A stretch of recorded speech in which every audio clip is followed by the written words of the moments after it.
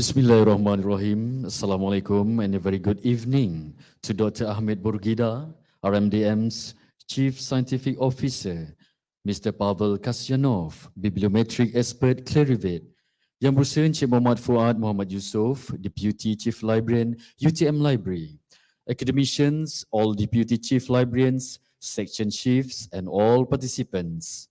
Ladies and gentlemen, we warmly welcome all attendees, whether you are here in person at UTM Library or joining us online via Facebook Live on UTM Library's Facebook page. This evening, we continue our exciting lineup for Clarivate Day with a special session featuring our distinguished speakers, Dr. Ahmed Bourghida and also Mr. Pavel Kasyanov. For this evening, Dr. Ahmed and Mr. Pavel will be sharing their insights on Innovating Academia, how AI and Clarivate support Malaysian researchers. Without further ado, please join me in welcoming Dr. Ahmed Bourghida and Mr. Pavel Kasyanov. Please welcome. Thank you very much. And hello again to everybody. I hope you've had a fine lunch. So for the next couple of hours, what are we going to be talking about? First of all, can I ask to please load the PowerPoint? I think it's going to be number 4, the one that was saying something about AI. Yeah, specifically the Web of Science Research Assistant.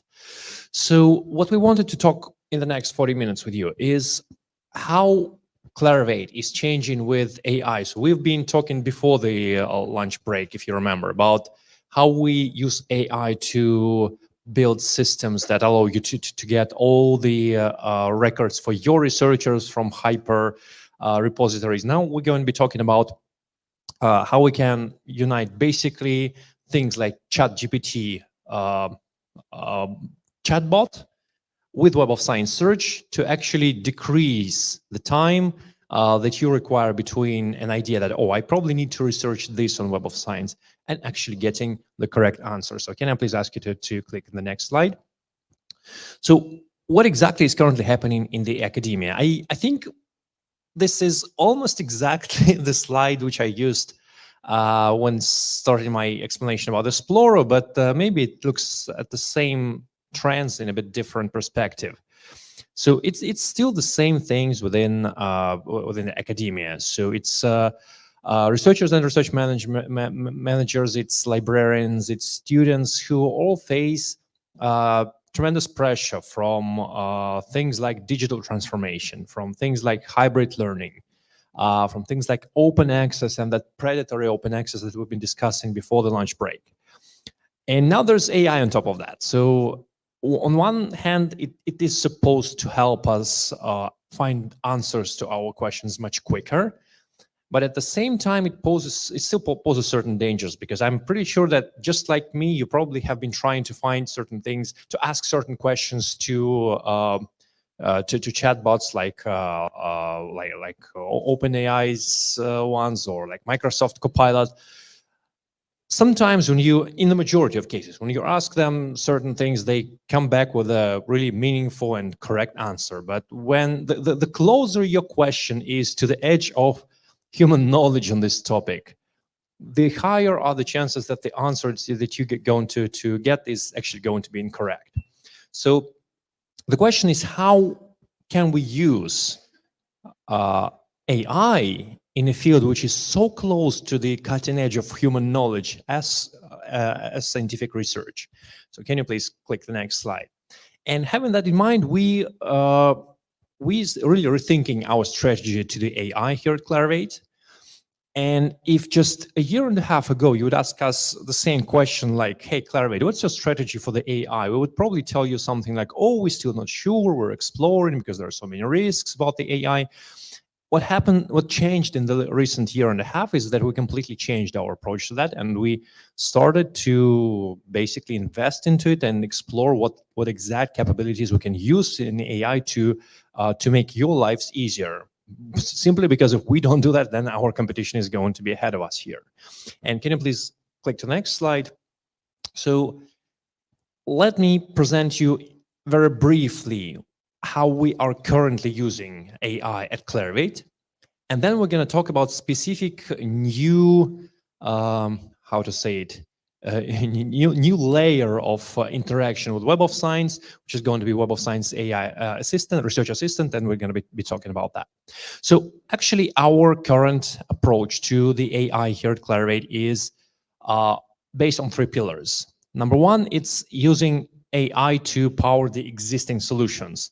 And by that, we mean adding certain features to Web of Science, like AI-generated keyword searching, like adding context to the scholarly references so you can track with which flavor the citation has been occurring. We add a lot of other things. We cluster researchers into researcher profiles. We cluster subject areas into so-called citation topics, and we're going to be talking about it during Insights session today as well. So that's number one, and it's helping a lot to make the existing tools much more usable for you, and even sometimes add some new features to them. The next is we come up with completely new solutions, and Research Assistant is going to be, Web of Science Research Assistant is going to be one of them that we're going to be talking about just in a few minutes. And finally, we started using AI a lot to actually increase our efficiencies where we can do that. And let's talk about that as well, because that's quite an interesting thing. Can you please click on to the next slide? So the idea of our using our AI in our existing products, we've created a technology backbone that uses AI in conjunction with the databases that we already have. And what we wanted to start right from the beginning is formulate certain principles that would probably ensure that, first of all, we provide the services that are better tailored specifically for you. And number two, that probably that they don't come with all those shortcomings that the AI actually brings, like these hallucinations that you ask the question and it provides a completely wrong answer. So we want to make sure that our AI is, well, if not completely proof of these hallucinations, it can still minimize their negative effect. Can you please click onto the next slide? And the way we're doing is, yeah, we sometimes get these questions from our users. Do you use existing large language models, or maybe you created your own ones? Oh yeah, and by the way, specifically about AI, you probably know that if you ask any commercial company about AI right now, a lot of them will start answering, yeah, we use AI a lot. We use I don't know, k-means clustering, or we use statistical models. Those are the canonical AI, like the basic level, I would say AI. That is also artificial intelligence, and technically there is no lie here. But at the same time, when we are really when we have to use AI strategically for our services, we normally mean something more advanced, like large language models, something that you normally can't build just from scratch in the modern world. Well, you can technically do it, but that normally involves tremendous investment. So what we're doing is we're using the existing LLMs like ChatGPT, and we train it on Web of Science, specifically data sets, so on titles, abstracts, and keywords of our documents. And then what this chatbot learns how to do is how to provide you with an answer based on the specifically on the data set that exists in Web of Science, although also knowing all the trainings that it had before based on the open sources in the world. So can we please click on to the next slide?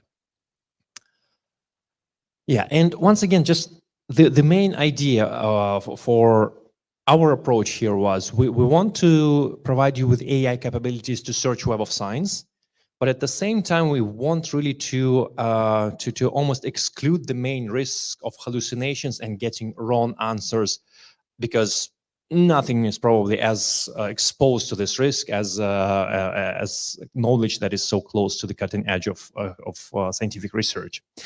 Can you please click on to the next slide? And very briefly, I think you might have seen already this slide today, but very briefly, can you please click the next slide? So we've been innovating a lot through the path of Web of Science. It was invented sometime around 1955 by Eugene Garfield, And we were the first to come up with the citation indexing as an idea to measure science. We were the first to come up with impact factors, the journal metric. There's so many things that we as a company did the first. And now we are just, this story continues basically. We continue exploring the AI in conjunction with all the tools that we've invented. So can you please click on to the next slide? And so I promised to tell you about how we use AI in order to increase our existing efficiencies. So we've been talking about predatory open access journals so far already, and I would love to say you that Web of Science is a zone completely free of predatory open access journals. Why? Because we, out of all the databases out there, we're pretty sure we're doing the best job in keeping those journals away from Web of Science indexation. But if I would tell you that that statement is equal to there are no predatory open access journals on Web of Science, that would not be exactly true, because let me give you an example. Some journals, what they do, they can receive a confirmation from us that they get accepted for coverage into Web of Science.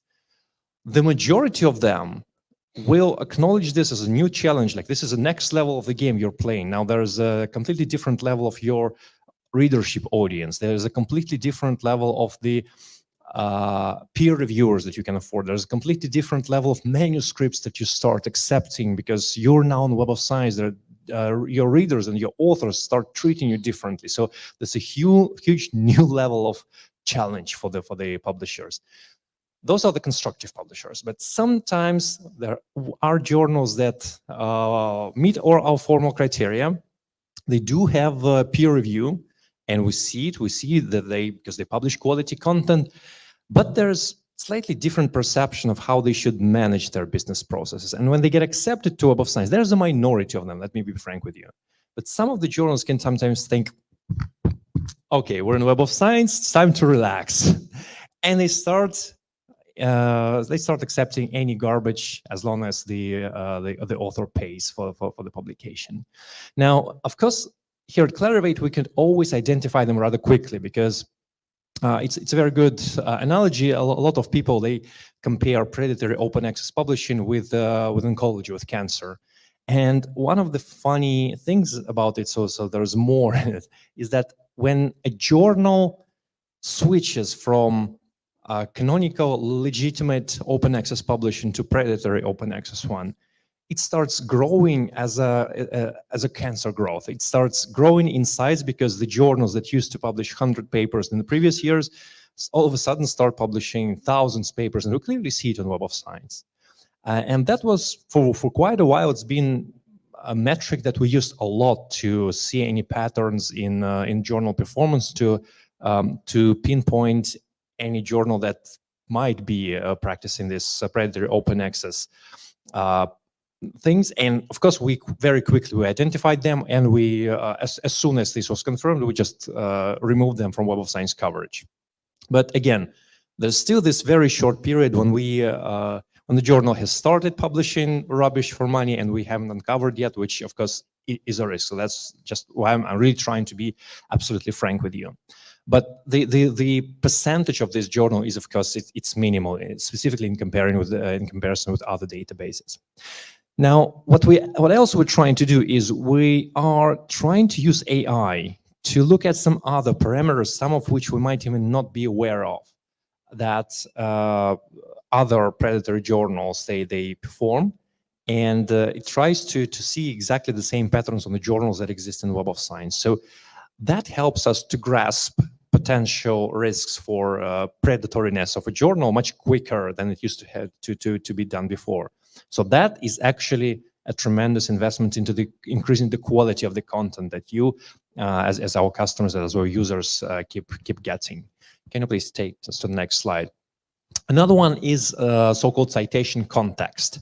Now, I'm sure if there are people among you that are everyday Web of Science users, you've probably seen this already.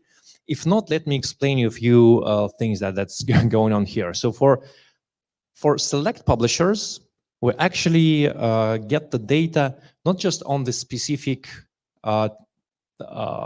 bibliographies, not on specific cited references that exist in their papers, but also we're trying to analyze with the AI capabilities how exactly this citation was made.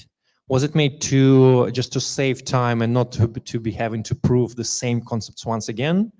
Was it done just in terms of literature reviews because this author has made significant input into the same subject area studies? Or maybe the author of the citing paper wanted to argue with something with the author from the cited paper.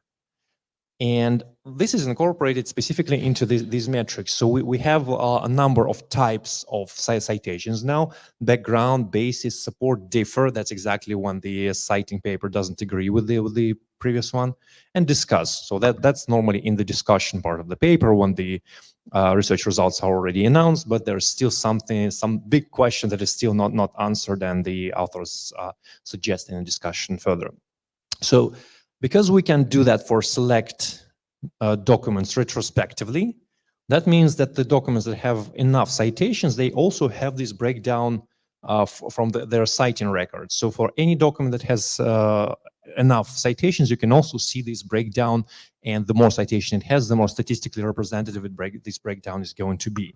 So if you see a particularly highly cited paper, but you see that the majority of citations are of the type differ, for example, that might not necessarily mean that this paper is a very influential one. It might has created some hype in scientific circles, but a lot of researchers actually disagree with the points of the cited author. Now, let me be clear, this also happens very rare at the moment. I haven't, in my couple of years of working with this feature, I haven't found a single paper like that in hard science. But of course, this can happen in social science, and this can sometimes happen in the arts and humanities, because this is where a lot of dialogues that they can happen, and a lot of discussions of the topics where the authors can disagree.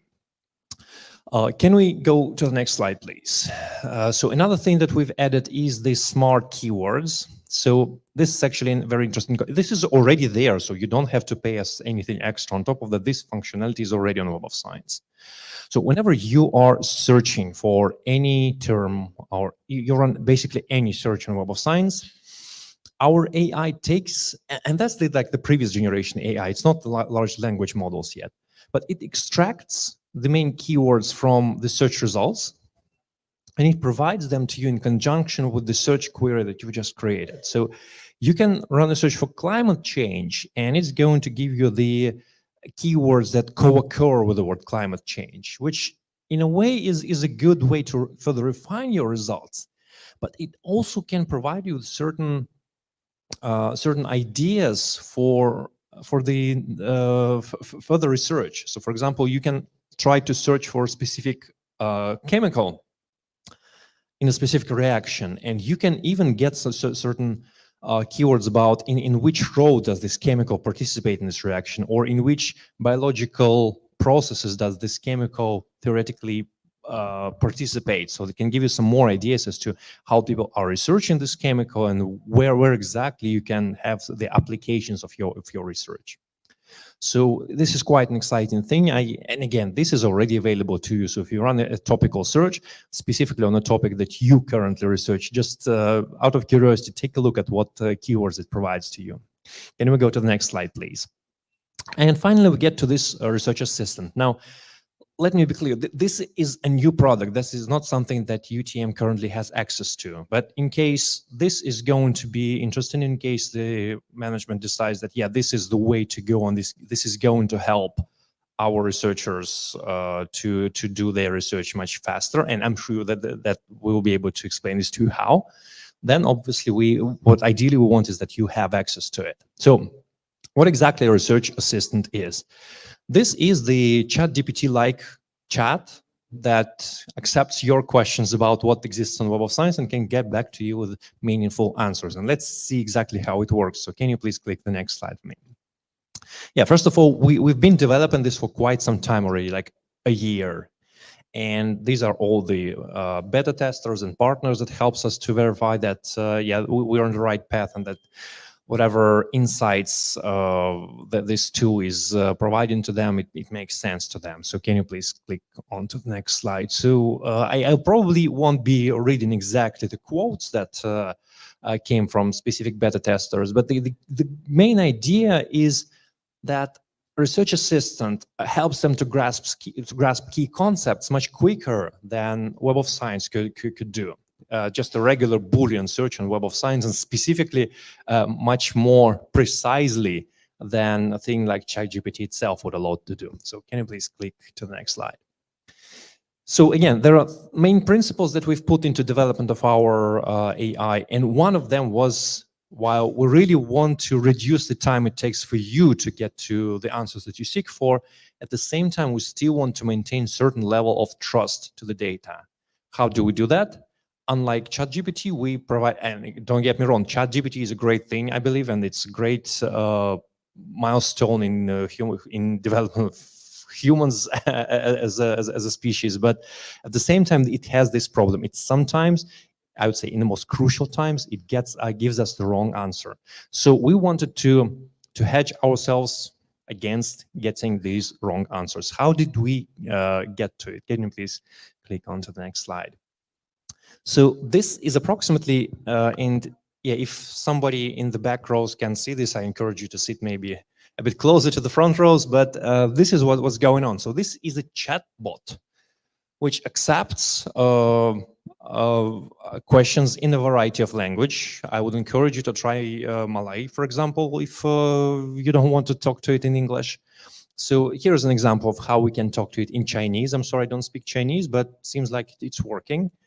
And whenever we type a question to it, like, give me an idea of what are the current trends in research on ABC, it's specifically going to give you these trends proved by links to individual Web of Science articles. So let's see what's going on here. What ChatGPT can sometimes do wrong is it's going to give you a wrong answer. And when you ask, excuse me, can you please provide a link to why you think so? It can sometimes reference non-existent scholarly content. So I already suffered this in one case. I'll talk to you about what it was a bit later. But here, this is just impossible because Web of Science can provide you only links to the existing articles, or excuse me, Research Assistant can provide you the links only to existing articles on Web of Science. So it can be wrong in this way. Let's go ahead. Can you please click the next slide? And because all of these answers are referenced, so you can take a look at the individual papers, you can take a look at their titles, their abstracts, their keywords, their authors. This is how you can continue exploring the topic. And can you please go on to the next slide? On top of that, because it would be good if Research Assistant only had this, but we've also decided to add certain additional things like co-occurrence of the keywords. And as you can see on this screen, it's also a co-citation of the authors. So you can see how the authors of the existing paper have been citing previously published research, and how can the citation links between these documents can be visualized. Can you please go ahead to the next slide? So yeah, this is how it looks like. Just start by asking a question, and we will have a chance to play with live interface of Research Assistant right now. So while we're talking about this, I would encourage you to think about the question that you would want to ask it. So please feel free to let me know if you have anything on your mind. But yeah, you just start by typing a question, and can you please click to the next slide? We can ask it a question like biodiversity loss. And it's already trying to understand what exactly you're interested in about biodiversity loss. It translates your question that might even look like a Boolean search into Web of Science search. It gets these answers. It understands what these answers are about, and it provides them to you in a short summary, again, proved by references to individual Web of Science records. Let me be absolutely frank with you. Unlike ChatGPT, it doesn't store the history of your conversation. No, not like that. It actually does store the history of your conversations. It just doesn't give you an option like with ChatGPT to ask, can you please name the 5 top authors from the question number 3? That won't work. But it keeps all the questions that you were asking to it. Of course, it can allow you to return to them at some point. It's just that instead of having this dialogue of give me the top authors from the question number 3, it suggests you with further prompts, like refined what are the main ones that this conversation can continue. AI is particularly good at that. And it allows you to also build certain visualizations based on the questions that you just asked, the interpretation that the chatbot has just given to you. So can we please go ahead to the next slide? So again, the feedback that we've received from the users so far is that, first of all, it is trusted, unlike the modern chatbots that can sometimes give you wrong answers. It really saves you time, because whatever you would waste like 3 months previously on Web of Science just on Boolean search, and when you would need to study each of the articles by yourself, and I will give this example very shortly. Instead, it can really give you time to give you a chance to access the required information just in a matter of minutes. And finally, delivers insights, because there are a lot of new ideas that come just out of the flow of your conversation, just like with keywords we've been discussing, that actually provide ideas for certain new researchers. Can you please go ahead? Yeah, so this is where we switch to live demonstration. I'm sure that the camera might not follow me to that computer. So in case you're watching us on the remotely, I might slightly disappear from the screen, but can I just sit here and try to show everything on live demonstration? Thank you so much. Oops, so sorry. This was me passing by the speaker. I won't do it again. And this is what we have. So this is my access to a research assistant. And let me start by typing a very, very simple question, which I would normally ask to ChatGPT. I would ask it to give me a recipe of a croissant.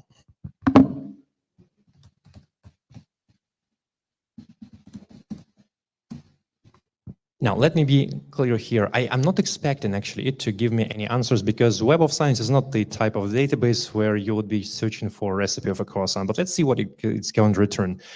And sometimes it does give an answer, sometimes it does not for this type of questions. Now, it will think for a while. Yeah. Normally it works a bit faster. It's just my favorite, the demonstration. Yeah, thank you. The demonstration effect. So, and it says, while I can't provide a direct answer to your original query, yeah, Web of Science is not a database of culinary recipes. It can still respond to a related question. What are the key ingredients and steps involved in making a croissant? And that's something that can be already retrieved from the documents that are indexed on Web of Science. And it provides us with some information about it. Again, as you can see, each of these steps proved with links to individual Web of Science records. And if any of you knows how to cook a croissant, feel free to check if that seems true. And it explains how exactly it found its results. So it has broken down my questions into, and by the way, quite meaningfully broken it into parts. And here are all the 8 documents that it actually referenced. Now, as you probably know, the way we now absolutely intuitively enter Boolean search into Google or any search instruments like Web of Science, for example, the next, and some of you have already mastered this, by the way, I know.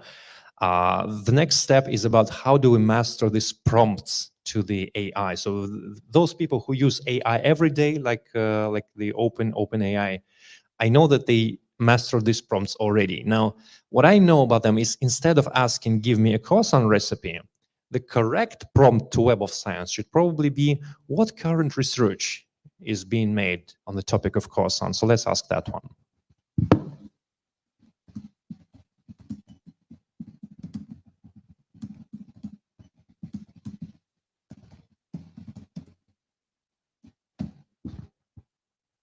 You don't have to absolutely put the question mark. It's just that I'm trying to make it look a bit more like a question, but I think it should understand it without the question mark. So here it has searched Web of Science for this topic. It didn't find quite a lot of results, again, because Web of Science is not the database that's particularly focused on croissants, but it does it does include some of the records that have it. And here it explains like what are the records that that contain this word, and this is the summaries of ideas that I discussed in these documents. So as I mentioned already, it can provide us with some additional insights and some additional ideas on how we can further develop this conversation. So for example, I want to know about seminal papers on croissants. What are the nutritional studies focused on croissants? And really in the field of food science, there are a lot of studies around there, how to make them more healthy, how to make them tastier, etc. And even something about France, because obviously France is where they were developed. Anyway, this is just a fun search, but in case anyone would want us to ask to a research assistant something that you are currently studying, please feel free to raise your hand and ask a question, or maybe feel free to send this in the chat. But essentially, while you're thinking about this, let me show you a few other things that we can search for. So first of all, it can give us the trend graph on what is the current trends in researching of this topic. Well, I can't say that studying croissants is a particular trending topic. It's just 1 or 2 documents every year. Now we can back and see the map of the related concepts. So it can show us what are the keywords that are being used in the in research in croissants, and what are the linked keywords to that. We can even make this map a bit larger. We can view it as a table, etc. We can also ask who are the top authors working on this topic. And when we were presenting this to one of the corporations outside of Malaysia, they liked it a lot because they found out this is the main answer to their search for key opinion leaders for their recruitment purposes, because it just basically it gives you the idea that we were arguing a lot before on Web of Science. Just give us the top authors on this topic and you decide which metrics you're going to use for it. I mean, let the AI decide that. And it gives us the most relevant and at the same time, the most cited researchers that operate on this topic. So yeah, and also for each of the papers, you can just click this view more. And not only you, of course, you can get to the full text, full record of the paper, like see its abstract, its title, go to the full record on Web of Science, which is seamlessly integrated here. You can also click the view more, and whatever is going to be available here, you can click this option. So for example, you can see the related documents, and those are exactly this co-citation map that you're going to see. So which are the documents that, based on the topic and based on the co-citations, are related to the one that we've just clicked on. So that is how you can go from the document that you particularly liked in this research to the subsequent research papers that the AI has considered that are linked to it.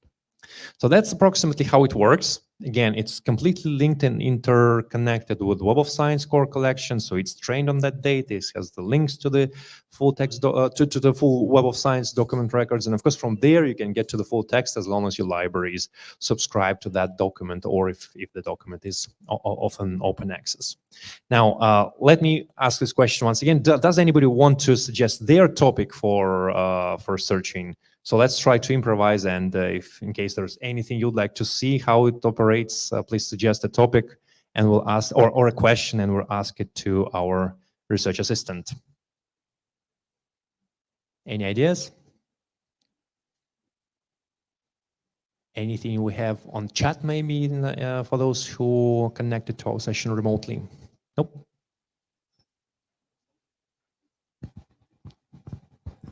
Can you find knowledge construction? Knowledge construction. Can you maybe give a bit more context as in what relation we talk about knowledge construction? Education. Say it again? For education. Knowledge construction for education. Oh, okay. Well, let's try to ask this question. I'm thinking about if we ask this question, it might. My assumption is it might transfer it to separate keywords and maybe start talking about what knowledge we have about like engineering, construction. But let's do that. I'm really excited about asking this question. So.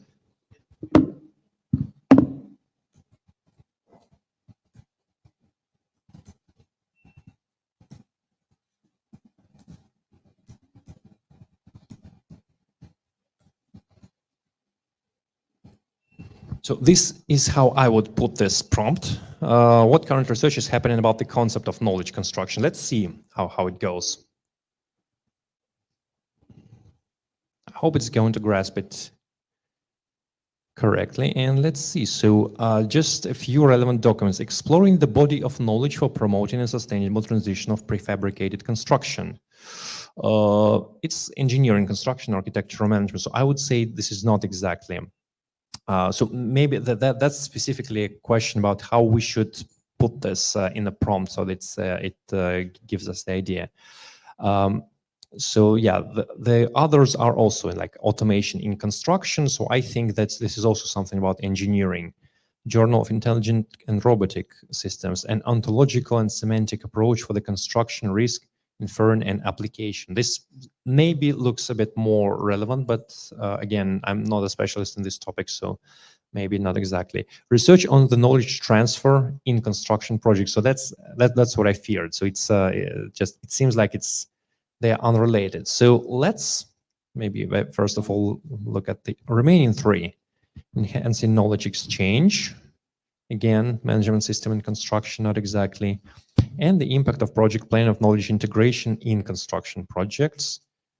The learning performance of different knowledge map construction. This is what we've searched for. So this is Journal of Educational Computing Research.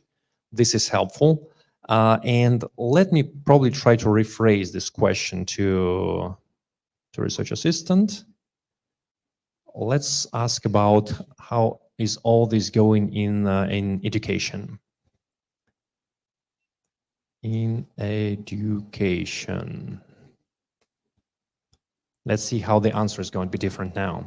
So as you can see, this is, like I said, this is the next leap in our knowledge of interacting with ChatGPT-like bots. It's about how we formulate our question to it. And let's see what we have here. Research on educational methods on high-quality medical students based on tacit knowledge construction. Yeah, that seems relevant. Let me know if it does not for you. Application of knowledge change and the construction of online tourism education resource. Yeah, that also seems relevant to me. So you see, we slightly changed the prompt and the result changed completely. So again, this tool is only as good as we are as users who can prompt the correct questions.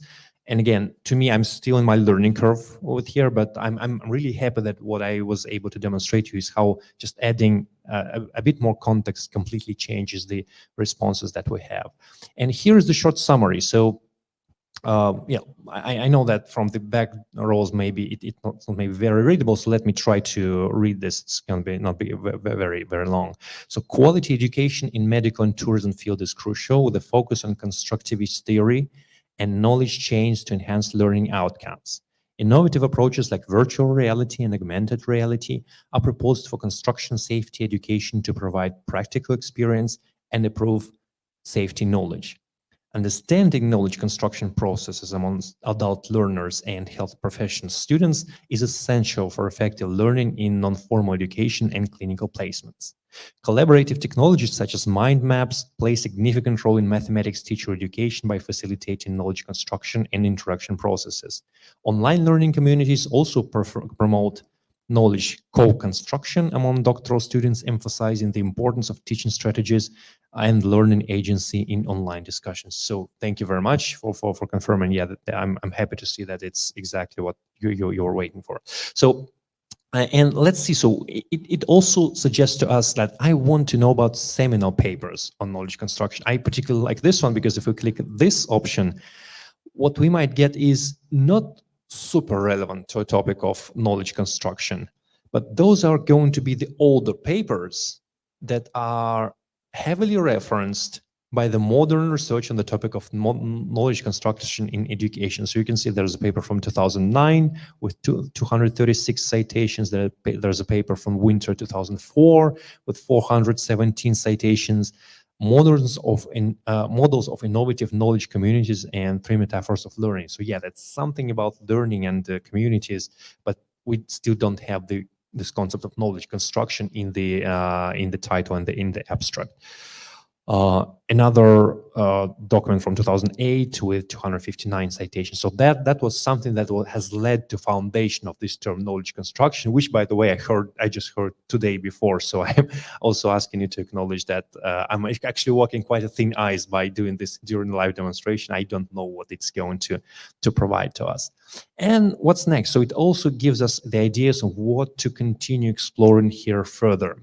So before we maybe, because we don't have unlimited time today, so I hope I got your interest here. But before we can go ahead, let me tell you a very quick story, and I won't be going there once again, not to make all of us deaf.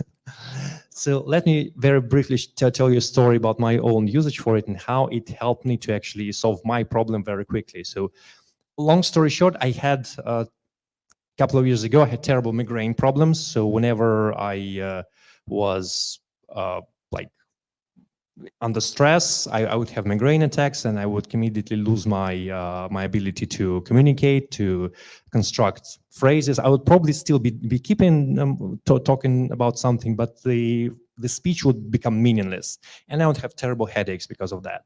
Now, I noticed that normally happens when I consume alcohol, when I go to the gym, when I have not enough sleep, and when there's a lot of stress. So I tried to remove all of these factors, but still I kept getting my migraine attacks. And I asked ChatGPT, like, hey, ChatGPT, I found on Web of Science, and it took me like 3 months to find that on Web of Science, that there was one particular research paper that studied patients with migraine attacks, and it like measured the amount of creatine in their thalamus, so somewhere in their brain. And the researcher came up with a very, very like modest idea that maybe these lower quantities of creatine in their thalamus might be our biological target. So just by adjusting the levels of creatine there, we might actually cure those people from migraine. And all the doctors kept telling me at that point that this condition is with me forever and I just have to cope with it. And that really damaged the quality of my life. And because this happened right after the gym, and creatine is specifically like something that bodybuilders drink, and people who frequently go to the gym, they do that. I decided that, okay, let's give it a shot. It's probably one of the most like studied compound in all the sports nutrition. So I'll try to do that after one of my migraine attacks. And I tried it. So before I'll tell you how it influenced me, I asked the same question to ChatGPT, like, hey, ChatGPT, should I take creatine in order to try to solve my migraine issues?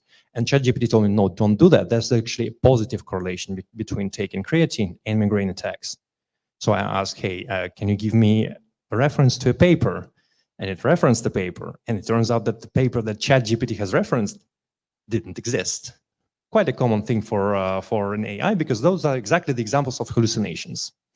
Now, the effect was that as soon as I started taking creatine, my migraine attacks almost completely went away. So my last one was like 3 months ago, I believe, and I'm taking it for like more than a year. So they're not super frequent now. That really, really very well increased the quality of my life.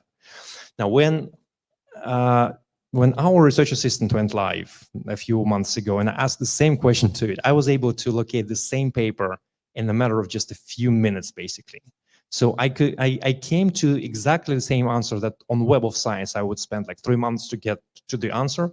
With this one, I just made it in a couple of minutes, and with conventional chatbots, I probably would never get to that answer. I would even get dragged away from the answer that I was learning. So that's a personal story. I'm pretty sure, first of all, don't try this at home as long as you find the compound that maybe you would want to try on this one, only if you're desperate and only if it's very, very well studied.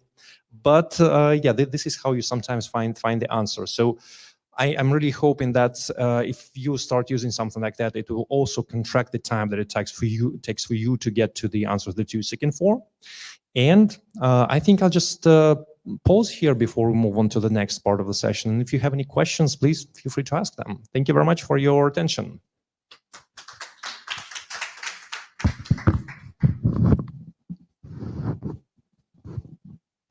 Any questions? Anything we have on the chat?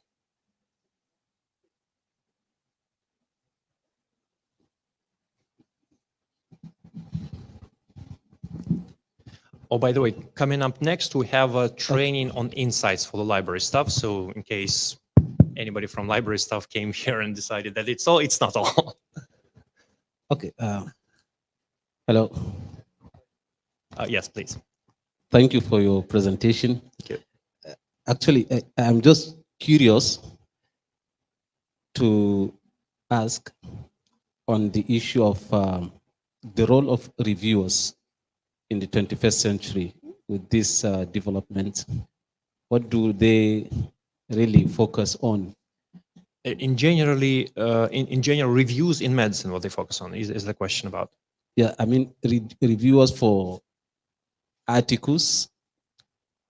If I use research assistant and I come up with a paper, so having that precision of information and going to your database and arranging anything, do the reviewers really have much to do on that? Yeah, actually, if memory serves me correctly, a lot of results that our research assistant comes back with is specifically reviews, because reviews are not original research. They are like the summaries of what's going on in quite a narrow field. So that's coming up a lot. But I think I've also seen the like the individual scholarly articles being provided as results on research assistants. So I can't tell you what the percentage is, but yeah, reviews are definitely very important in this, specifically for this tool. So yeah, thank you for asking. Thank you. I think this one can give a kind of human touch, and of course to change the integrity of the authors and of course the source of their information. Yeah, thanks. And Thank if you'd you. be curious to run another search for research assistant, yeah, just Okay. come up with your questions then. Thank you.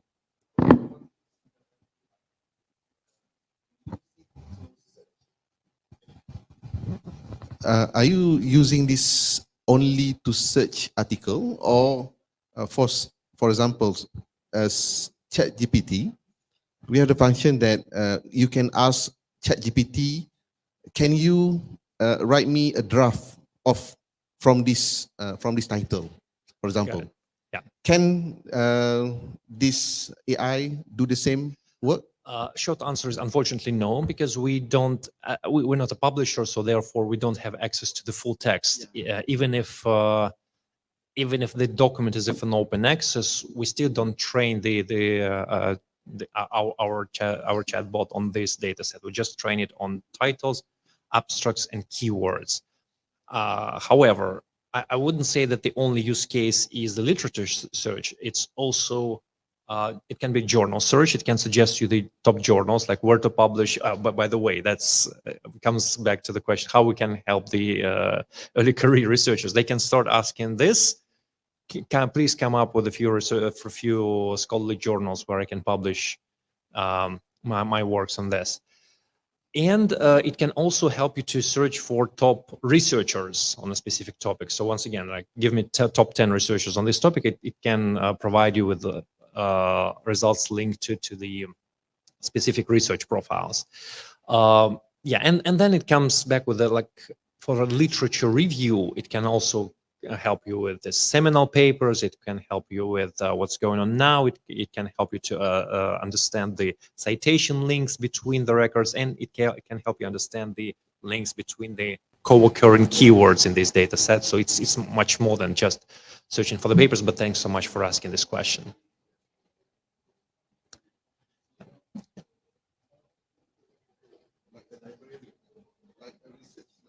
Mm-hmm. Absolutely, yeah. And so far, we still, just to be frank with you, we still. Is it a question? No. Oh, yeah. How does AI enhance the accuracy and efficiency of research analysis within Clarivate's platforms? Yeah. So the things I'm going to bring it answer. I'm not 100% sure, because there's just so many optimizations in our processes that we're doing right now. I'm start to confuse whether we do this for Web of Science or for some other tools. But like I said, first of all, we use AI now a lot in helping our content team to come up with better content quality. So first of all, to filter out bad journals, to filter in good journals. So we use a lot of this in the decision making on how, basically which journals, proceedings papers, and books we select for coverage into Web of Science. The next thing is about metadata for the records, but once again, I need to get back to our product development team, because maybe we use AI to enhance the metadata on some other products, not exactly on Web of Science. And there's a number of operational processes, like creating the profiles for the researchers, creating the unified affiliation names for the universities like UTM, so that we account all of their name variants and they are correct, and make it easier to for you and for other external users, including the government, to find the correct number of papers affiliated with UTM, etc. So once again, it's the content selection, it's the data quality, and it's also certain things about the metadata that were indexed on Web of Science. So thank you very much for the question. I hope it answers it. In what ways can Clarivate AI-driven tools help researchers identify emerging trends and gaps in this field? So, yeah, you can ask this specifically to a research assistant. Can you tell me about emerging research in this topic? And then, as if you remember, I've been clicking another button which always exists under the results provided by the research assistant that show the number of papers dedicated to this topic by years. And if we take a look at this graph, unfortunately, I don't have these examples right now, but if we take a look at this graph and we see something like a hockey stick, that there was never a large amount of these documents in the previous years, but all of a sudden it went exponentially up. That would exactly mean that we've just found really an emergent trend. So again, we'd love to give you this tool to play with it, and I'm pretty sure that this is exactly the way we can search for emerging trends with a top-down approach. If you're interested in this topic, I would also suggest you to bear with us for a while, because in 30 minutes from now, we're going to be showing you about how you can search for this emerging trend with a bottom-up approach, with a bit different one. But point taken. Thank you very much for the question. The next question is, what role does AI play in improving the citation and impact tracking for academic institutions using Clarivate solutions? So yeah, for that, we're using the older school AI, like just the statistical models.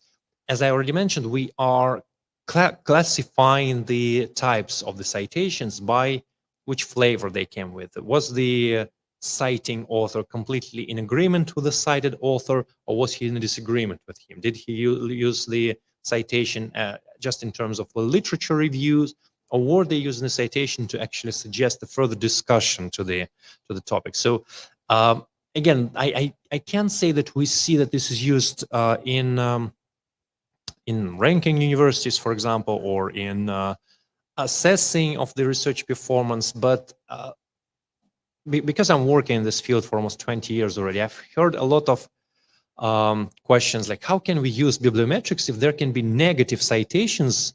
Like I'm arguing with the person, I disagree with his cold fusion model, for example, and I write a paper where I disagree with it, but what I'm doing is I'm increasing his time cited counts by 1 with my citation. How you can even work with that? And we've provided an answer with this classification of citations. So now anybody can assess this this flavor of citations and draw their own conclusions. Turned out that the impact of those negative citations wasn't as high, at least in the hard science. Probably to the same amount as, like, you know, we're all concerned about self-citations, and everybody keep discussing what is the approximate level. But yeah, sorry, I can go forever with this, but I would say that the citation impact tracking, one of the biggest breakthroughs that we've done with the AI, is specifically the classifying the flavor of these citations. I hope this answers your question. Thank you very much for asking it. Do you have any others? Yes, please. Can we pass the microphone, please, to the gentleman?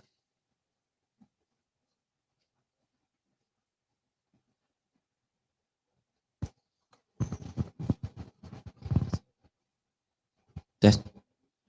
I would like to know how often the AI is trained, because the problem with ChatGPT, at least the previous one, ChatGPT 3, the problem was because it was a large language model. It was trained on a large data set, so it took a lot of time.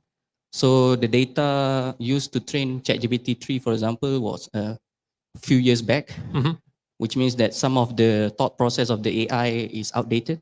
So I would like to know how often the AI from Web of Science is trained. Yeah, in short, I probably won't be able to answer it. All I know is we are either we're using the 4th generation or 4.0 of this ChatGPT to basically train on our data set. But in case that's really important for you, I'm happy to exchange contacts with you. I'll check it with our product development and I'll get back to you on this. But thanks for asking. Any other questions that we have? All right, if anyone wants to talk more about the research assistant, please feel free. We're going to be here for a while, but now we wanted to jump to the next topic, which is, so that's exactly why we scheduled some time for a proper insights training.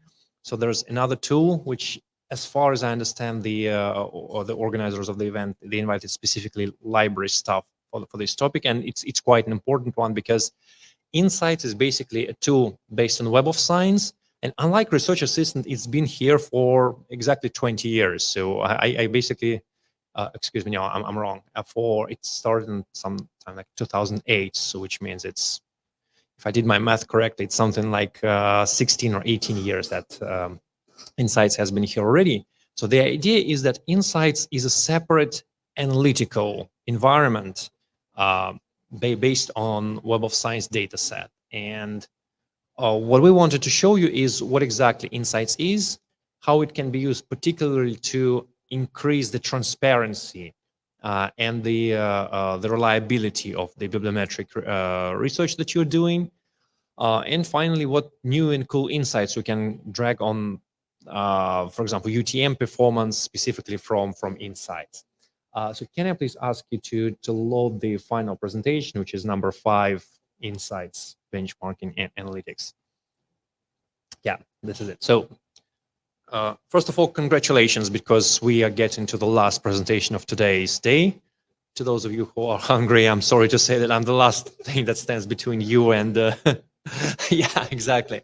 But this is the last thing we're going to talk about today. I hope it's still going to be exciting for you. So can you please click to the next slide? Let me start with why we even decided 16 years ago to go with a new tool. What was wrong with Web of Science? Of course, there's nothing wrong with Web of Science. Web of Science is just that it has one particular goal in mind, and Web of Science is actually a discovery tool. So it does have certain features for helping you to conduct research evaluation, but still its primary goal is a scientific discovery, and it's focused on basically just as we were talking, helping you to find the key research concepts, key research papers, top researchers, top research organizations, top funders, top journals to publish your research in, and so on and so forth. And it gives you very basic tools for comparing research in terms of in the value of citations, as we know. But there's still a few things that can get us from good to great. And that is, first of all, trying to compare a number of similar entities in a tabular or in a graphical format. Yeah, unfortunately, Web of Science is not really designed for that. It's a possibility to make some kind of trend analysis, something that you just cannot, unfortunately, do with classical time-cited counts, because guess what? Time-cited are getting accumulated year by year, and it's just impossible to draw any viable conclusions based on these graphs that we have on classical citation counts. Maybe there's something about the reports and dashboards that we can just create in the system and save them for further reuse. So that's all about insights, benchmarking, and analytics. And can I please ask you to click on the next slide? So this is approximately how Insights looks like. This is a landing page for Insights, and it indexes all the Web of Science content starting from the year 1980. So that's already more than 40 years of data, including all of the citations, including all of the cited references, broken down by all of the research area schemas that can be out there, integrated with all of the affiliations, researcher profiles, funders' name, etc. This data set has been updated on a monthly basis. So there's a big difference between Web of Science and Insights. Web of Science is being updated on a daily basis. So each morning you open Web of Science, there's an updated count for Web of Science records, for time cited, etc. Insights is being updated every month because this is an analytical tool. So we want to make sure that it's consistent in case two different analysts run the same analysis in an interval of 2 days, for example. Yeah, there are normalized bibliometric indicators that finally allow us to compare research made across disciplines. So that's something that Ahmed was talking about this morning. That's something I was mentioning when we were talking about Esploro. And because they're seamlessly integrated with one another, well, we can run searches on Web of Science and save them for analysis in Insights. We can take data sets on Insights and jump on their representation on Web of Science. So the two systems are absolutely and seamlessly integrated with one another. Next slide, please. So what exactly it's given us? Like I said, we have normalized indicators. Let's think about it. Previously, we couldn't take research on philosophy and compare it with research in physics or in biotechnology. Why? Because in these three subject areas, there's different average level of citations. So we couldn't really say if 3 citations in philosophy is a large number or not. We couldn't say it for physics, we couldn't say it for biotechnology, we couldn't say it for urban studies. But we learned how to do that on Insights, and these methodologies, they exist for more than 10 years already. So we'll definitely be talking about that. Number 2 is the subject area schemas. So we finally invented, like 5 years ago, a schema that is exists on the document level. If you remember, before that, we had, and we still have, of course, it didn't go anywhere. Web of Science subject area schemas is journal-based. So that means that every record that's indexed on Web of Science is assigned to a specific subject area based on the journal where it was published, which is great because it's cheap, it's very quick, and it allows us to classify all of the papers on Web of Science. The flip side, unfortunately, is the precision. If you publish a paper on, let's say, microbiology, and you publish it in a journal on pharmacology, this paper is going to be indexed in pharmacology, although you might be a biotechnologist or a microbiologist who wrote this paper. So this is always like a trade-off of this precision of classification. Now, we invented a 3-level classification system that uses the citation relations between the documents and clusters them based on the topics and forms distinct clusters that then allow us to judge which topic does this particular record belong to. It allows us to understand funding trends, well, something that we can do on Web of Science, but here we can do it with much more precision. And just last year, we've added another metric there, which is called citations from patents.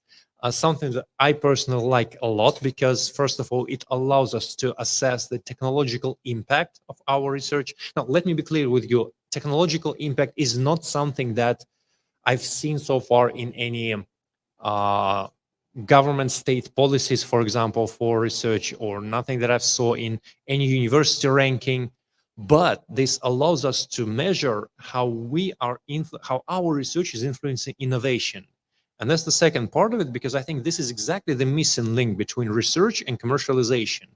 We can see which of our scholarly papers have influenced which intellectual property, even maybe who is the assignee of that intellectual property and who actually cites from this assignees, who of these innovators cites this research that we have created as research organizations, which is tremendously exciting for me, for example. Let's take the next slide, please. At the same time, it allows us to compare researchers. So you remember on Web of Science, we have individual researcher profiles, but there's not a single way for us to place 2 or more researcher profiles on the same screen to analyze them. Now with Insights, you can just put up to hundreds of researchers on the same table and try to compare them. We can analyze organizations and the collaborations between them. We can analyze research areas and run some sort of SWOT analysis, like which are our strengths, which are our weaknesses, which are our potential growth opportunities. Can you please go on to the next slide? And this is approximately what it looks like. So Insights is basically an interactive constructor for either tables, and this is a table review of all the Malaysian universities. And once again, I appreciate that the size of the font might not be very, very large, but we can see UTM here on the 5th line. So what we're currently taking a look at is all the records on Insights that were that came with the publication year of 2019 to 2023. That's the most recent 5-year period. And we're comparing all these Malaysian universities. We sorted them by the number of Web of Science documents. So that is like the research volumes or the research output of Malaysian universities. We can say that in the last 5 years, UTM is number 5 in Malaysia in terms of that number, which is a great accomplishment, I believe. Now, on the next column, we see the times cited. And again, this is just to show that times cited, the classical times cited, is actually not that useful in comparing the organizations, because I'm pretty sure that USM, for example, as an organization might be much larger than UT. I'm assuming that. And how do we factor that? Because we're comparing just the total number of citations. There are organizations that are working in much more active research fields. So let's compare an average archaeologist with an average biotechnologist. An archaeologist, it would be good if they publish one paper, maybe not even paper, maybe a book chapter in a few years. But from a biotechnologist or from a molecular biologist, you probably expect them to publish one paper in a few months' time. And if we try to compare a university that is more focused on the social science and humanities and like archaeology or history, they will probably have less papers and less citations than the university that focuses on oncology, microbiology, molecular biology, etc. Because in these subject areas, people tend to publish more and tend to get cited more. And that doesn't necessarily mean that those subject areas are more important than philosophy or whatever else. It just means that there's such a common use case for citations in this subject area. And that's why we brought this column right here, which is category normalized citation impact. Again, the one that Ahmed was talking about in the morning. So if you're interested, I can show you precisely how it's calculated, but just something tells me that because we're limited on time today, we really won't have time to get into the mathematics of that. The mathematics is quite simple of that. It's just that, please bear with me that for this particular metric, we are comparing how much better or worse this research on average is cited versus average in this subject area for this particular publication year and this for this particular document type. But most importantly for the subject area, because it's the main factor of how this citation is done. And we see that there are certain universities in Malaysia that are cited above the world average. There are certain universities in Malaysia that are cited below the world average. And for UTM, if I'm not mistaken, it's 1.1. So your research in the last 5 years is cited on average better, like 10% above what's being published in the world, which is a great accomplishment, and congratulate you with that. And that indicator finally doesn't care about in which subject area the research has been done. We can finally take it and compare universities with universities, research institutes with research institutes, with corporations, with government agencies, etc., that might work in completely different subject area. We can apply the same for the researchers. We can break down the whole research output of UTM by subject areas to finally understand in which subject areas you're doing a better job and in which subject areas, unfortunately, maybe not as good job. So this is a great indicator. It's used in a lot of university rankings because it's much more objective. It just compares versus the average. And because it can be used basically for any volumes of research. So if you take any classical indicators like total number of papers, it depends on the volume of the university. But if you take a look at this indicator, it's not size dependent, it's size independent. So a university like UTM has the same chances to have this indicator high as a small research institute or as a largest university in the world, basically. So something like that. So we encourage you to use this indicator as a really mean of saying whether or not this particular research is cited better or worse than the world average. And yeah, just in case, the world average is always equal to 1. And I think that University Putra Malaysia in the last 5 years is exactly something that on this level. So again, you're 10% better than that. So congratulations on that.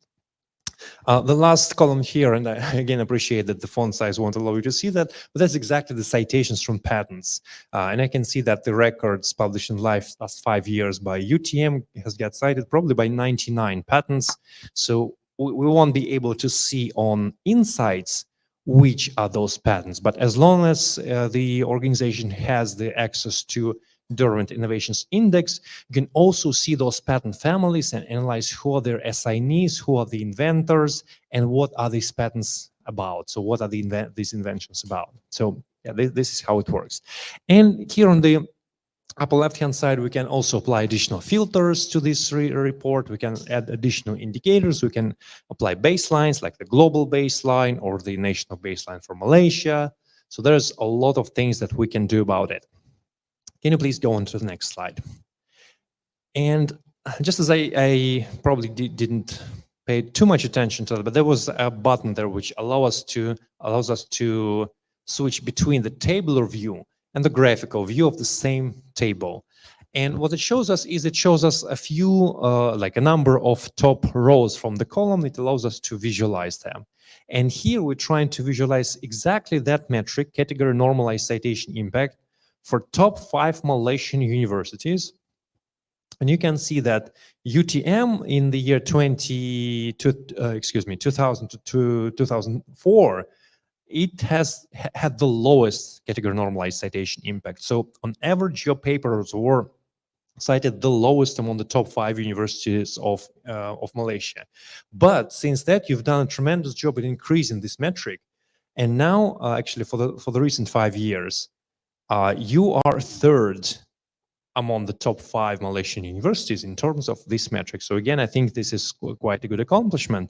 And we do have some webinars that explain specifically to early career researchers and to more advanced ones about what's the best approach in finding the best journals to publish your research in, specifically with the focus to sustainably increase the number of citations that on average your research gathers. So that's something we also can do for UTM. Can you please click to the next slide?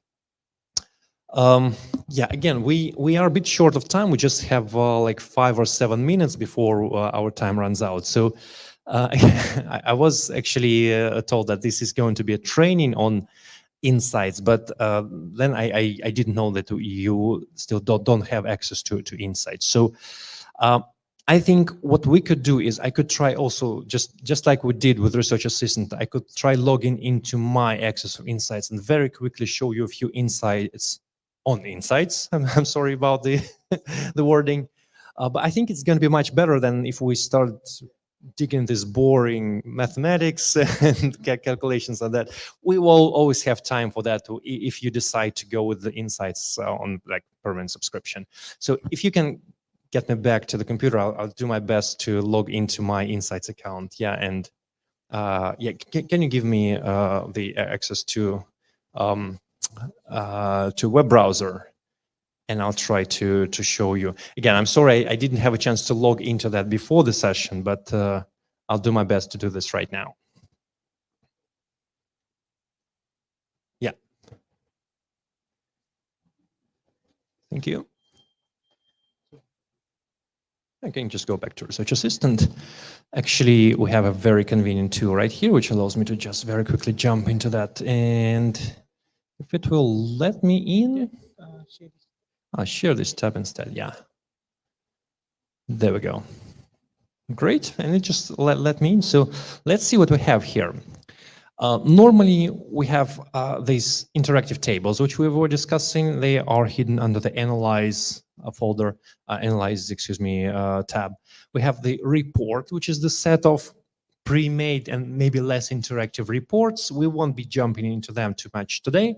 And finally, we have the Organize folder where we can arrange all the graphical reports that we have already created normally here in the analyze function into the dashboards, which we basically created them and we don't need to jump back into them. So let's see what we have in the analyze folder. I should probably just very quickly jump into any of the reports. Let's very quickly start with the locations report, what exactly it is. So a locations report is basically just a list of the countries that exist in the world currently ranked by their number of Web of Science documents. So this is how easily we can compare the research countries in the world by any of their metrics, including number of their Web of Science documents, their citations, their normalized citation impact, etc. So we can easily try to find here Malaysia, and if we don't find it very quickly visually, we can just run a search and find it in the table. So this is it. I'm going to click it and pin it to top. And now whatever happens, Malaysia is going to be on top of the table. And however we change the ordering in the table, we can still see Malaysia on top. And we can see that in the last 5 years, Malaysia is going number 34 in the world. But that's probably not the thing that you really wanted to see. I'm just trying to show you the level of the aggregations with which Insight is working. Now, the really exciting things start here when we go into the organizations report. And you know how many rankings there are in the world, like university rankings. I meet a lot of various research managers around the world, provosts, and I keep asking them the same question. Which university ranking do you like the most? And it's quite funny because I always get the same answer. The ranking where my organization is ranked the highest. So they still keep asking us which ranking is the best, and we keep telling them you open Insights and you create a ranking basically how you would prefer to look. So what we see here is, I can totally remove that group for the moment. We see the ranking of world's research organizations based on their time cited in the recent 5 years. Now we can totally change that to number of Web of Science documents in the recent 5 years. That's the global ranking. Can we jump from that to Malaysian ranking? Absolutely. We just need to apply filter on location equals Malaysia. There we go. Click update results, and boom, immediately this turns into a ranking of Malaysian research organizations. I see that the major research organizations in Malaysia are universities. So frankly speaking, sometimes I see that there sometimes makes sense of adding an additional filter on organization type equals academic, but here we don't actually need it because the top organizations in Malaysia are academic universities. And here's UTM, we can see it. It's number 5 in terms of the recent 5 years. Again, I can pin it to top, and now whatever happens, UTM is marked on top of this list. And let me just bring the rank table, rank column a bit further. And now we can even remove the Malaysian filter and see like what is the rank of UTM globally, and try to compare UTM, let's say, with the top academic organizations in the world, like with Harvard, with Cambridge, and whatever other university we have. So we can even see which are the top universities in the world. So yeah, we can see that in terms of number of papers in the recent 5 years, UTM is 474th. And in terms of category normalized citation impact, you can also see that there's still a way to go. But again, my observation is that your category normalized citation impact is still above the world average, which is great. Now, what else we can do? We can go from here to the research areas report. In here, we can see that by default, it's probably the most boring report ever because it just lists all the research areas in Web of Science that we have with their number of papers, number of citations. That's not particularly interesting. The really interesting thing starts happening when we apply a filter on, for example, university. Oops, and ideally we should do that without typos. University Technology Malaysia. There we go. And click update results. And this is a completely different story already. This is a breakdown of your research made in the last 5 years. And of course, we can also change that. So yeah, I'm sorry, I'm also showing you always the last 5 years, but we can easily pick all the years or come with custom year range, which is the most flexible thing. We can see which subject areas you're publishing in, but because we have this category normalized citation impact value, we can see, for example, that, let me just slightly rearrange the columns for you. Yeah, and at the most exciting place, it starts loading.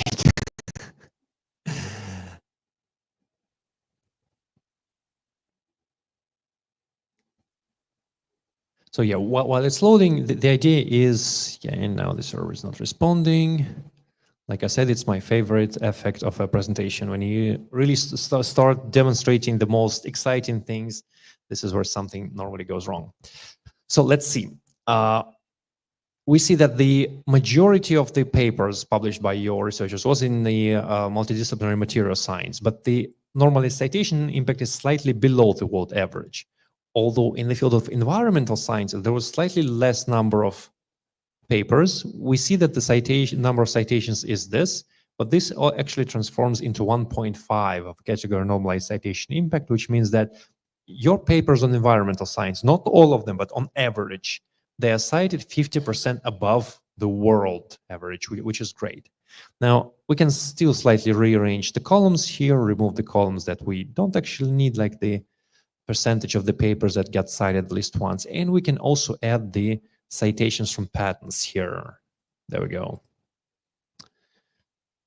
And here we will be able to see that in certain subject areas, like in the material sciences, in recent 5 years, you get papers that influenced 19 inventions. And in certain subject areas, maybe there was even more. So like in physical chemistry, there were 26 inventions that were influenced by your research. And if we change from that to all the years that we have on insights, which means from 1980 to current, we can see that in the field of electrical and electronic engineering, there were 309 inventions that got influenced by your research. So once again, this is a huge breakthrough in terms of assessing the link between research and innovation. So between the fundamental things and commercializing the results of your research.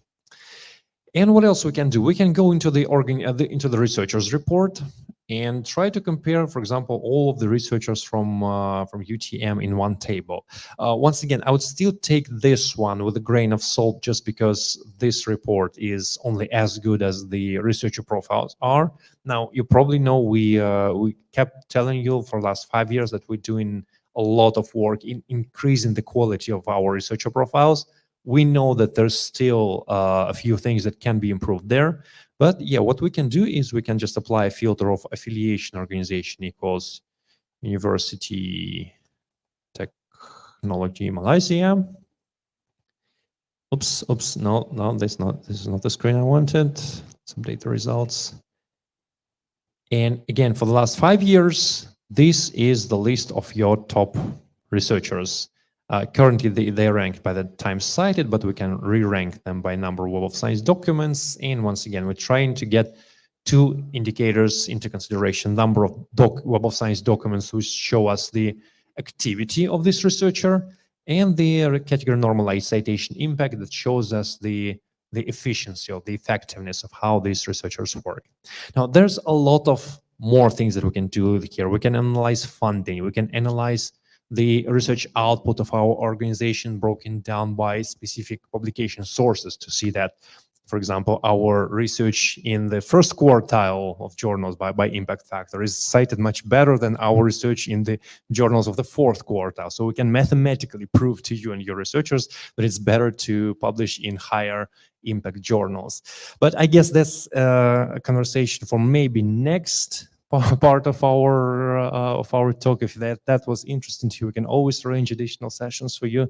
Just let us know. So yeah, I'll probably stop here. Thank you very much once again. I'm afraid we don't have time to really study how exactly those metrics are calculated, but if you're interested, please feel free to raise your hand, ask your question, and we still have some time to answer and to let you know how specific metrics are calculated. Or if you have any other questions, please feel free to ask them. So once again, thank you for your interest, thank you for your attention, and I'll open up for the questions.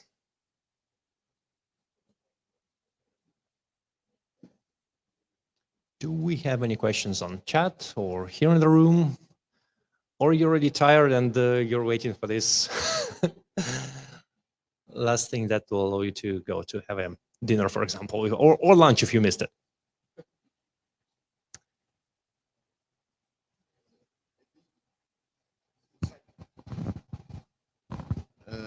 Now in Malaysia, do other organizations subscribe for this insight right now? Question for Duan. He knows the best. So far in Malaysia, there's none. Yeah, but we are on the road show right now to share with every university that it's very important and imperative that everyone have insights moving forward. Yeah, because as the country is moving towards a research platform and research amenity, so it's very important for you to even benchmark each institution to know where you stand at. Okay, but just to share as well, the data that you see earlier, it's from 2019 up to 2023. Yes. So, but the last 5 years data, which is from 2015 to 2019, UTM was number 2. Yeah. So there is a reason why having this benchmarking tool will actually share with you what are the things that we need to improve as a vendor and as well as a client as well moving forward. Yeah. And just to add to that, out of top 100 universities, which we can rank in the world, 96 or 97, they do have access to this, of course. Hello, Mr. Powell. Maybe I'm on behalf of academics, researcher. They WhatsApp me for forward the questions. Actually, the polemics researcher facing by, I could say Malaysia researcher. The polemic, the problem is to find the grant, the funder to fund their research. Do from the inside.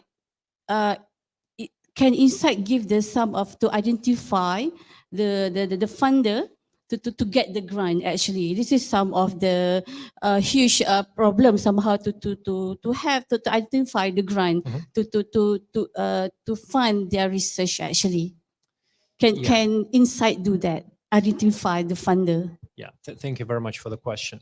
I would say that if you just need to find the organizations that provide the grants to your type of research, probably Insights is not going to be to give you a lot of information on top of what Web of Science can give you, because you can run a topical search on Web of Science and refine the results by the funding agencies, so you can see which funding agencies used to fund this sort of research previously. Of course, you can browse the funders on Insights, and that will also give you this citation, normalized citation metric, which will allow you to compare the grants. I just don't think it's really a good question about. It's not giving you great insights about which of these foundations I should come with. So if the particular foundation is funding research which is cited extremely well, then that's great, because they will only accept quality applications, but maybe there's much bigger competition between the researchers for grants of NSF, for example. However, we do have a tool which is called Pivot RP, which indexes not only the past information about the granted or awarded grants, but also lists of existing funding opportunities on specific topics. Now, unfortunately, I'm not an expert on open funding opportunities. We do have some other people, colleagues of mine, who can show you this tool called Pivot RP. But essentially, that's probably the best one and gives you the most precise information about which grants to apply for. Now, let me rephrase it. Web of Science allows you to see what has been there historically, and if historically a specific foundation has funded research in your topic, maybe they have open programs right now, you can just visit their website. Insights will allow you to compare like the normalized metrics and this give you some additional insights. So I see how the management of those funding agencies would use Insights, and they do a lot, by the way. So they assess the researchers who send to them applications, they assess the trends in research, and they do a lot around that. But I don't see that Insights will really help you find the better opportunities here. What will help you definitely is our service called Pivot RP. So thank you very much for the question. Thank you for the clarification.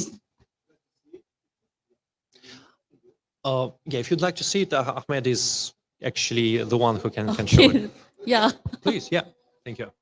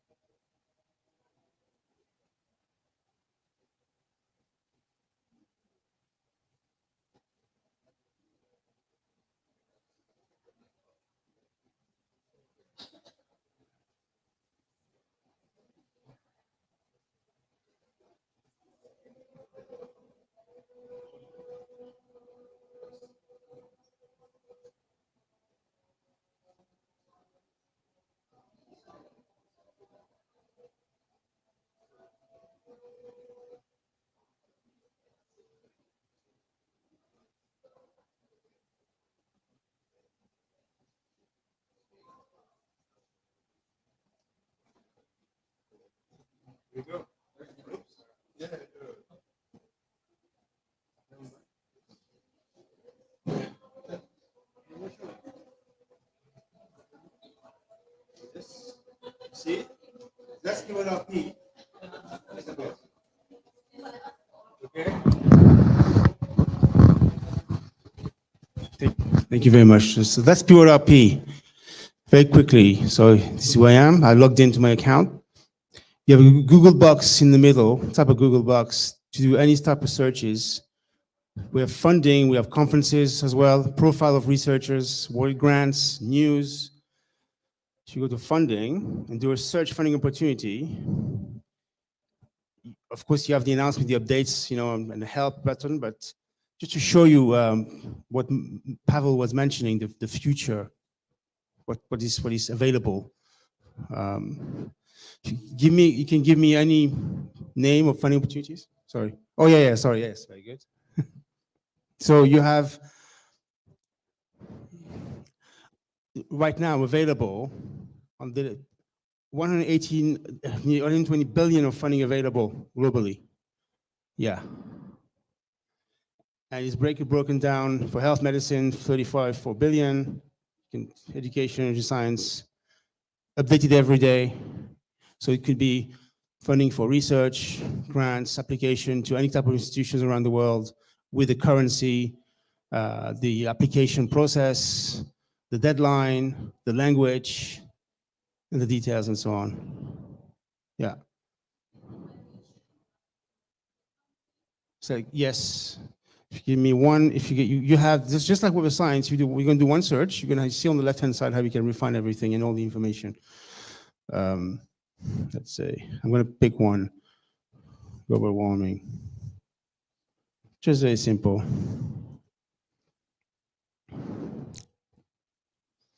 So 23 results, global warming, just for the sake of today's presentation. See here, these are all the funding opportunities. The left-hand side, you can filter them by funder types, applicant types, career stages. Yeah, the keyword, the currency, the language, the country. And if you go in, you have the amount available, deadline, the application details. You can click on one of them and say this one for 375,000 US dollars from Borrowers Welcome Fund. And the deadline is next year. And it gives you the details, the full details, the funder, the type, and all the upcoming deadlines. You have to send a letter. Well, it's passed now, 29th of August, confirmed by invitation only. You see, that's in a nutshell. And today we don't have time to go deep, but this is what Pivot RP is. This is a dedicated funding database.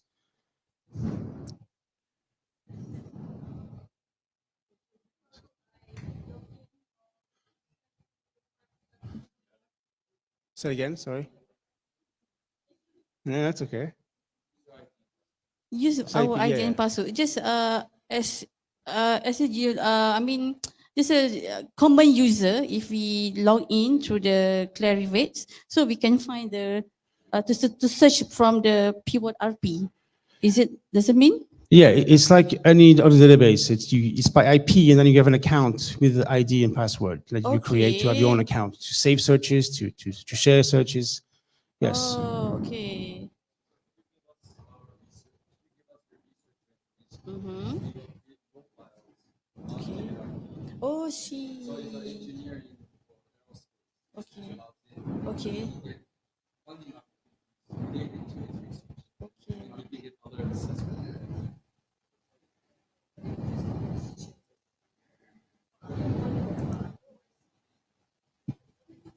Yeah, you did that too. To make use of their profile in Correct. the profile of clarivate. Correct.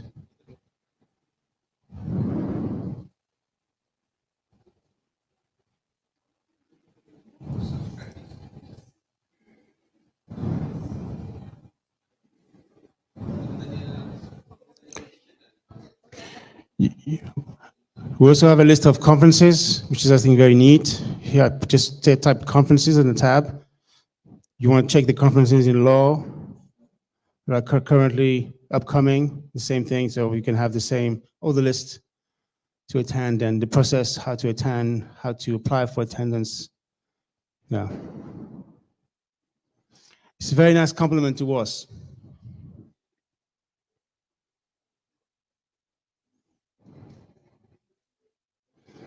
Yeah. I hope I gave you a good snapshot. Happy to. You're welcome. You're welcome. Thank you. Thank you.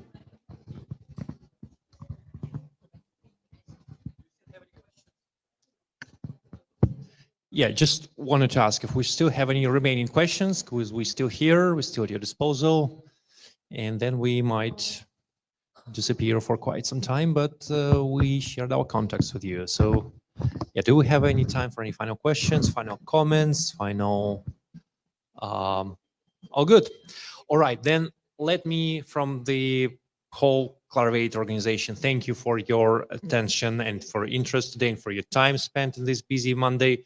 So wishing you a great remainder of the week. And if in case you have any other questions, in the end of these slides, there are my contacts. I know that my colleagues have also shared with you their business cards. So please, if you have any questions, any suggestions, feel free to share them with us. We'll be more than grateful to help you. And yeah, thank you very much.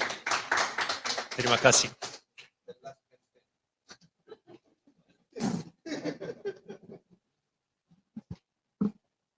Thank you, Mr. Pavel, and also thank you to Dr. Ahmed for such an informative and stimulating presentation. Once again, let's give a round of applause to our speakers. Ladies and gentlemen, with that, we have now reached the end of our session today. As we conclude this session, we extend our appreciation to all the participants who joined us both in person and virtually via Facebook Live. Don't miss out on the UTM Library Research Week program. Be sure to visit the UTM Library official website and our Facebook page for the latest updates, recorded sessions, and upcoming events. Join us in celebrating research and innovation. Thank you for being part of this experience and have a wonderful evening. Thank you and thank you again. Assalamualaikum warahmatullahi wabarakatuh. Have a nice day.